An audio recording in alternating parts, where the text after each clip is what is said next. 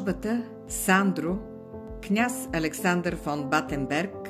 Една европейска съдба» бе представена в балната зала на двореца благодарение на Фондация Ценности с председател Антонина Стоянова и с спомоществователството на Софийската община.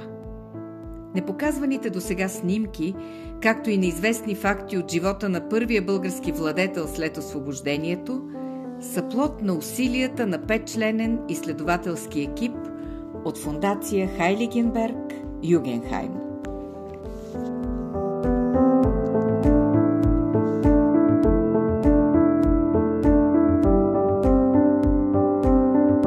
През конференцията преди официалното откриване на изложбата «Сандро, княз Александър фон Батенберг. Една европейска съдба». От 28-те пана, които вече сте видели, посетителите ще научат неизвестни факти и ще видят непоказвани снимки от живота на първия български владетел след освобождението през 1878 година. Експозицията е резултат от 3-годишни издирвания по архиви, фамилни колекции на Фондация Хайлигенберг Югенхайм по името на замъка, фамилния замък на Александър Батенберг, където той е роден. В България изложбата пристига благодарение на Фондация Ценности на госпожа Антонина Стоянова и с спомоществователството на Столична община. Тя ще остане тук в двореца в балната зала до 29 октомври. Ръководител на проекта за България е Слава Иванова, която за съжаление е болна и не може да присъства, но тук е Милена Димитрова, която също е много ярък двигател и без нея най-вероятно изобщо не би стигнала до България. Народът обича Александър I български и го нарича умилително княжчето. Заради неговата младост, напетата му осанка, но и готаче заради героичните му постъпки. Той е участник от Руско-турската освободителна война, Съединението на България и е герой от Сръбско-българската война. В пресконференцията участват също така доктор Зигрун Комати, която е председател на Германско-българското дружество за насърчаване на връзките и приятелството с България. И тя е от съидейниците на инициативата Карлово да бъде побратимен с кой град? С Хайлигенберг или с Югенхайм? Югенхайм с Карлово. И до вечера на откриването ще присъства и представител на Карлово като побратимен град. Също така тя е член на авторския екип на изложбата, както и господин Джони Гловър, който е член на консултативния комитет на фондацията. И преди да дам думата на присъстващите, само ще добавя, че версията на английски и немски език на всеки текст може да се прочете чрез QR-кодовете, които виждате на паната най-долу. И така, имате думата, може би, госпожо Стоянова, вие. Добър ден! Благодаря ви, че сте тук днес. Радвам се, че имаме такъв прекрасен повод. Бих искала да благодаря още веднъж на Фондация Хайлигенберг Югенхайм за това, че предоставиха тази изложба да бъде представена и в България чрез Фондация Ценности. Мисля, че идеята да се зароди главно тогава, когато наши представители отидоха и видяха изложбата в Германия. И тогава Фондация Ценности си помисли, че личността на Александър Батенберг не е достатъчно позната в България, недостатъчно се знае за него, недостатъчно дори той оценява като първия български княз след освобождението от Османската империя. Така че желанието ни бе действително тази експозиция да бъде представена и в България, и то главно с една образователна цел. Разбира се, не е случайна и датата на откриване на изложбата на вечерието на 6 септември, защото главната фигура за обединението на България, на княжество България също на Румения, това е нашия първи княз Александър фон Батенберг. Мисля, че ще научите много от тази изложба, но това, на което се надяваме, е, че тя ще бъде още един повод да оцениме личността на Батенберг, така че той да остане в националната ни памет. Благодаря. Да благодарим на госпожа Стоянова, председател на фондация Ценности, без която всъщност тази изложба не би стигнала до България и не би била експонирана точно в двореца, където и е мястото. Госпожо Комати, доктор Комати, вие сте подготвили една кратка презентация, която ще изнесете на български, защото имате докторантура по български език. Моля, заповядайте. Първо да благодаря на присъстващите и най-вече на домакините за тази любезна и изключителна покана. И ние сме трогнати с господин Глобар, че се намираме в такова историческо място, което тъкмо е толкова тясно свързано с Сандро, както ние го наричаме, защото Александър, княз, Батенберг и така нататък е първо Мовдол, а второ умалителното име, Семения кръг не е бил Сандро. Сашка Сандро. Първо да ви предам най-сърдечните поздрави от доктор Йоахим Хорн, председателя на фондация Heiligenberg, Seeheiligenheim. И той се извинява, дека не може да присъства по здравни причини, но той заяви големия интерес да продължим сътрудничеството с фондацията Ценности, за което ще бъдем много благодарни. Драги, да ви нарека направо приятели, защото ние всички работим за една и съща кауза. Голямата кауза, която ни обединява, се казва мир. Мир в най-добрия смисъл на думата, защото това, каквото ние правим сега, са споменателни факти от 19 век, които тук пред нашата народна памет са изправени. Искам да ви покажа накратко, ако позволите, една презентация, макар с немски титли, но снимките много лесно се разбират. Титлата е Ера Батенберг и нейното място от народната памет на България. Вие всички сте запознати, предполагам, с биографията на княз Александър, защото няма нужда сега да повторим всички тези подробности. Ключовите моменти в неговия живот са свързани с неговото обучение, военно обучение, което било редовно, нормално през време на 19 век. В благородническите семейства мъжето обикновено са били отправени към офицерската военна кариера. И когато през този военен век се развиваха много военни сражения и борба на великите сили за новото разпределение, специално на Югоизточна Европа, той е бил главната фигура, избран като княз на новата България. Неговите роли, неговите значения тук са много известни. Когато той е започнал да управлява тук като регент на държавата, неговите многобройни задачи и най-голямата му заслуга от март месец 1986 година, това ще се спрем, върху всичките неща, свързани с обединението на България.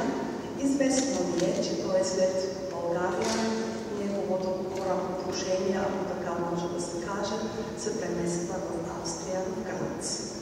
Искам да ви обърна вниманието върху родословното дърво и да видите каква роля играе той след другите европейски големите роднически къщи.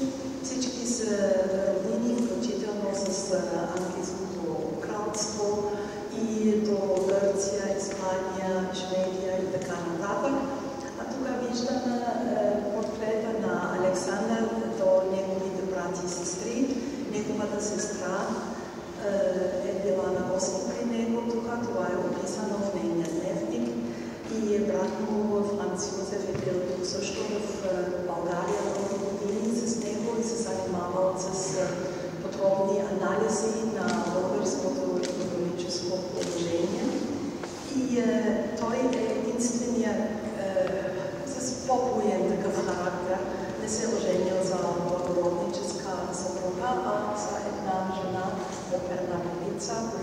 без отборнически цикли. Неговите, аз го нарекох тук импулси за по време на ерата Батенберг от 29 април 1879 година до септември 1986 година. Фактически най-важните точки, които и днеска се споменават в българския летопис, това е първо големи приноси аграрната реформа, когато той вече настъпил тук като регент. Аграрната реформа заради това, че след напускане на турските владетели тук в България, земите, става дума за нимите и така нататък, трябваше да бъдат разпределени наново, да се запазва просто стопанството в такъв вид, да не настъпват хладни години за България. Една важна заслуга е създаването на цялата административна структура в България. От министерства до различни отделения, до различни как да бъдат изградени комуналните инфраструктури и тези неща са били фактически основоположни за по-нататъчното развитие на България като европейска държава. Изграждане на железопътните линии, да не забравим, след това, каквото било много близо до сърцето на Сандро, изграждане на образователна система, т.е. въвеждане на обучение за учители, да има редовно обучение и най-вече задължение учениците да тръгнат на училище. В скоби Deutsche Schule слагам, защото той е практически основан по негова инициатива също. Семействата, които са тук с него от провинция Хесен, с техните деца, освен това инженерите по железопътните линии и така нататък, са изпратили децата си на това Deutsche Schule. И да говорим за културните учреждения, като театър, нещо много важно, сцени, развитие на културен живот. И следващата точка е изграждане на лесовъдство, защото запазване на природата в смисъл на опазване на околната среда е тогава фактически основоположено засаждане на дървета, на различни нови култури в България, които до ден днешен са голямо богатство за тази страна. В скоби слагам, че от това време настъпва в България обичая на коледната елха. Това също Батенберг донесе този обичай тук. Освен това да говорим за изграждане на поща и телеграфи. Аз от архивите знам, че съседните държави с голяма завист са гледали на това нещо, че България имала телеграфи.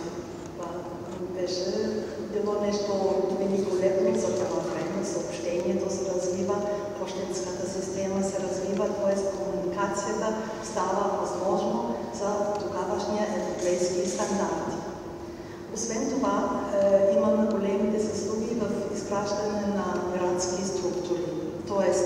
хубави улици, осветление на улиците. Монберга, инженер Монберга е бил главният човек, който се занимавал с това. С газ осветили улиците на София, добили от Перник въглища и от това се разложиха газ, каквото необходимо. И големите, разкошните паркове на София, това е нещо, за което много европейски столици ни завиждат. Това също една от основоположните неща, един град, където хората живеят с удоволствие. Зелено е, широко е, има къде да се отиде за отдих. И това са фактически плановете от немски такива архитекти, градски архитекти. И искам да ви обърна вниманието върху един от центровете, където Сандро е бил много, не само като важна личност, но като ключова личност. Пловдив 1800 2010 година. Виждаме мъжката гимназия, много важен момент. И искам да ви насоча тук важните спомени, документи от тази гимназия, където княз Александър I си даде името за това много важно не само училище, би казала образователно звено в Пловдив. Нашите приятели от Пловдив са ни помогнали за това нещо и благодаря на професор Мария Шнита и на професор Живачев за тяхната подкрепа в това отношение. Ето това е днешната аула на тази хубава гимназия. Делата на Санкт Сандро са многобройни. Развитие на здравната система, тук болница Александровска. Много важен момент за здравеопазване на градските населения, да се създаде болница, не само тук, нали, фактически това е основополагане на медицинския факултет в София, да има здравна грижа за всички. Естествено, неговата най-голяма заслуга е съединението на княжество България с източна Армения. Смятам, че не е необходимо да ви обясня на какво важно място стои това събитие за българската народна памет и въобще за държавата България. Тук виждаме как са посрещнали княза вече, след като така с голямо и лична борба.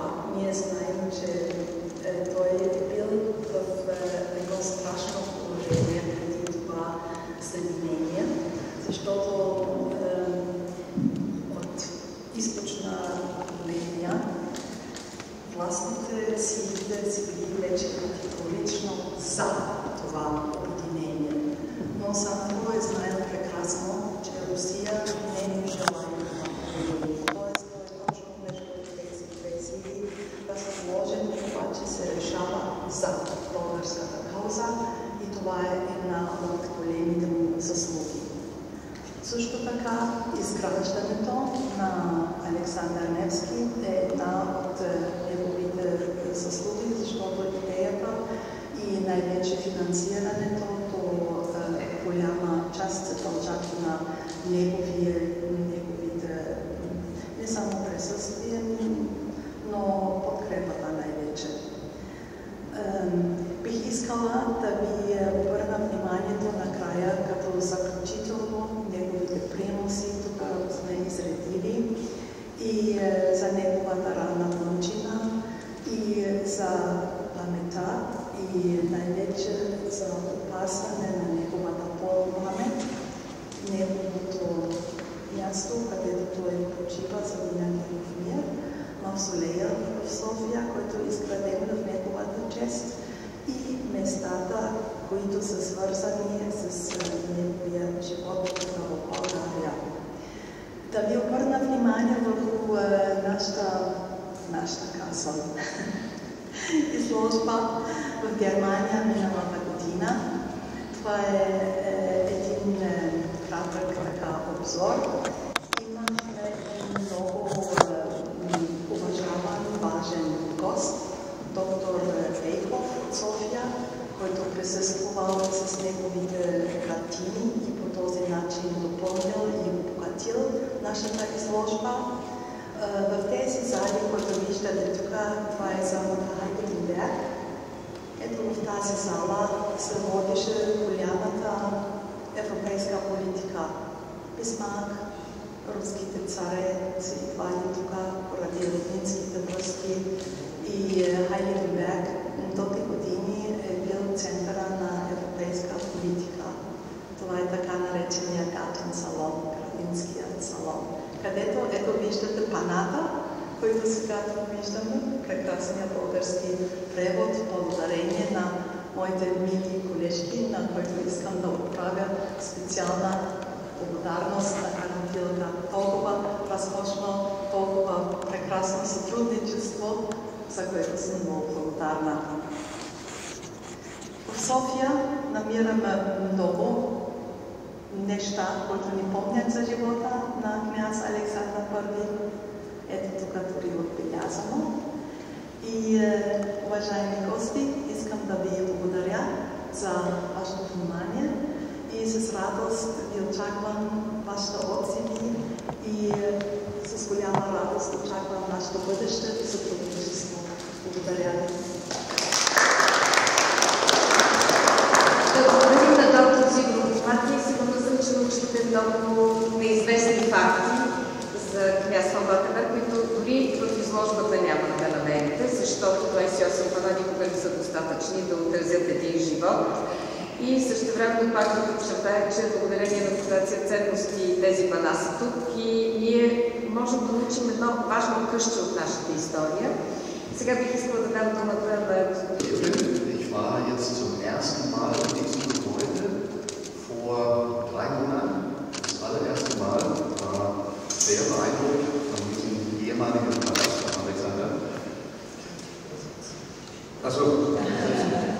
Добър ден на всички. Радвам се, че съм тук и искам да подчертая, че съм изключително впечатлен от сградата, в която се намираме, двореца, който е всъщност завършен от строежа точното от Александър.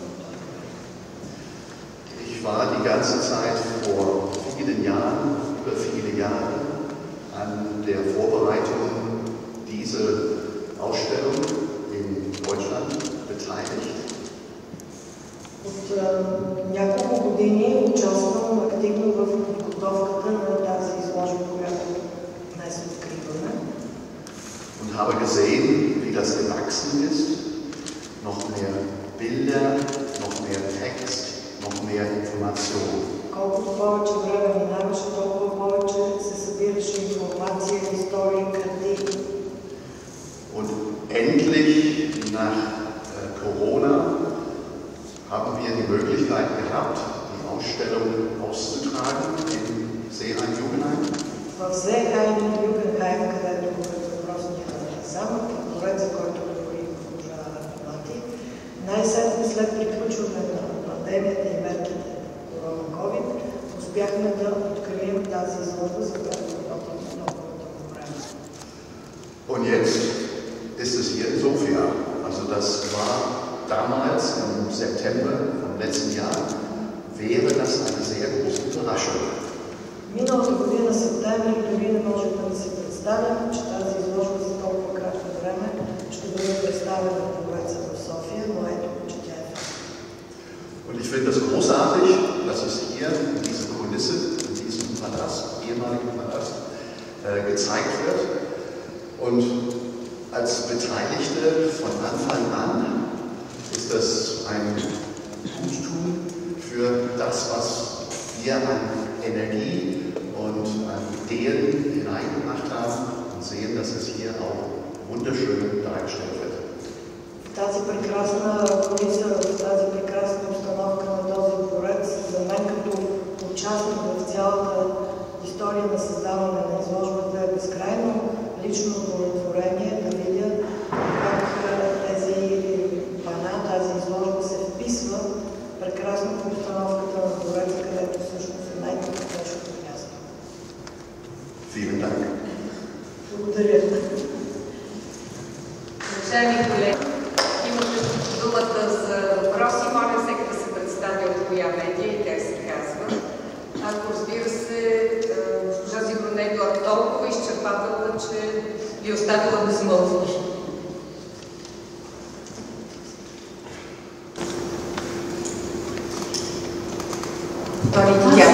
Тези въпроси има допълнение, тъй като всички знаят, че дълги години съм работила на темата с минерални в България и София.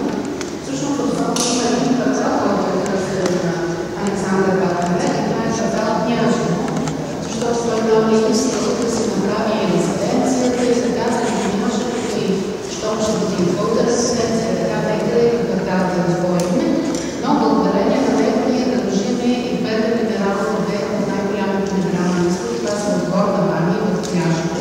Той специално отива и в Истанбул, където се получи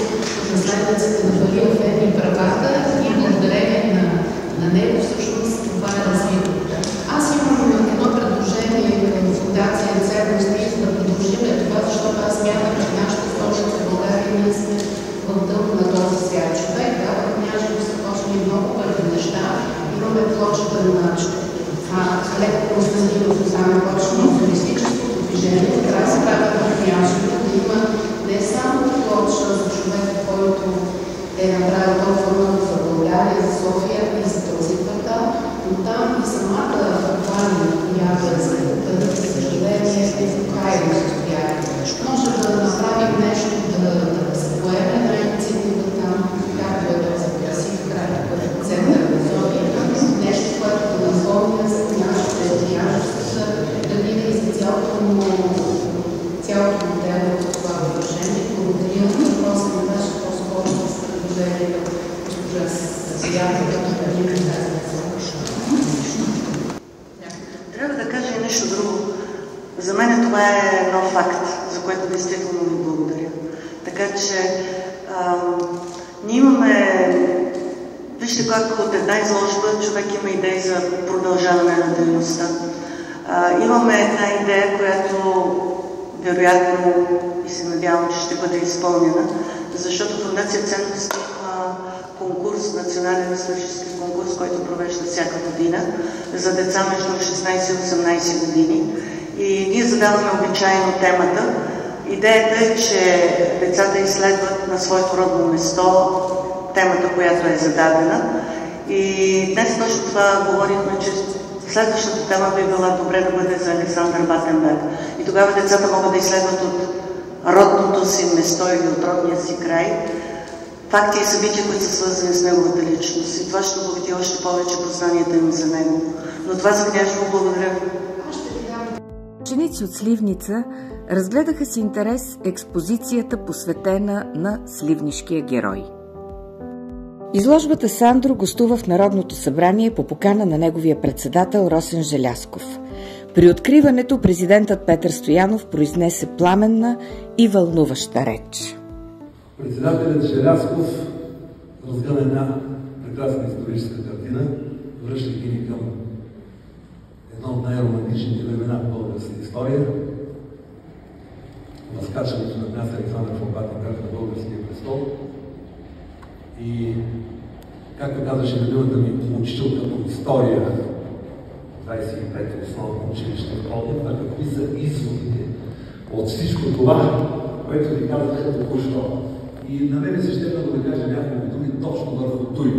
Защото от сутринта, мислейки как да конструирам днесната си кратка реч пред вас, аз все повече се убеждавам каква дълбока аналогия има между това време и това време. Ако щете даже заради отсъствието на народните представители от днешното събитие. Една аналогия, която не знам дали трябва да навява повече скръб или примирение, защото пък от друга страна някой ще рече, ама там, където в парламент има вечно съгласие, то значи, че това са тоталитарни държави. Така, това е нашето актуално разбиране за демокрацията. Спирам до тук. Княз Александър Батенберг е сякаш останал малко страни, както от погледа на нашите историци, така и от погледа на цялото наше общество като цяло. Всички знаят кой е княз Александър фон Батенберг, но много малко се замислят за неговата роля в българската политика. Ролята му е и противоречива. Суспендирането на Конституцията, назначаването на двама руски генерали, които да управляват България. Проблемът не е само в нарушаване на демократичния принцип демокрация за България, току-що е проходено. Проблемът е, че горе-долу за първи път се дава възможност той да се отправя директна покана към една чужда държава, тя е Русия, да се намеси във вътрешните работи на България. Един прецедент, който през годините ще има все по-голямо и то негативно значение за нашата страна и който е първата аналогия, която аз оправям от това време към това време. Разбира се, това действие на княз Александър Батенберг се компенсира, 100-кратно се компенсира от неговите действия по време на Съединението. Бих казал, че неговото поведение по това време е героично. Сега представете си един княз, който е избран за княз на България от великите си, който трябва да бъде верен на Русия, защото Русия го е предложила, той е премиер императрица Мария, която виждате зад мен. Трябва да е верен на Русия, трябва да има поносими отношения с Германия, трябва да има дипломатически отношения с Австро-Унгария и трябва да се съобразява с турския султан. Защото дори княжеството все още не е независима държава, става през 1908 година. И това е човек на 22 години. В живота на всеки цар, княз, политик има много възходи и падения. Историята почти никой не ги отбелязва. Но винаги има един или два исторически момента, които ако царят, князът или политикът успеят да овладеят, остават завинаги в историята. Този момент за княз Александър Батър Берг е Съединението. 2 дни преди Съединението представител на Революционния комитет от Пловдив Димитър Ризов отива при него и го сюрпризира. Той е на учение в Шумен, като му казва, след 2 дни вдигаме Съединение. Дори и без ваше съгласие. Той трябва да вземе съдбоносно решение.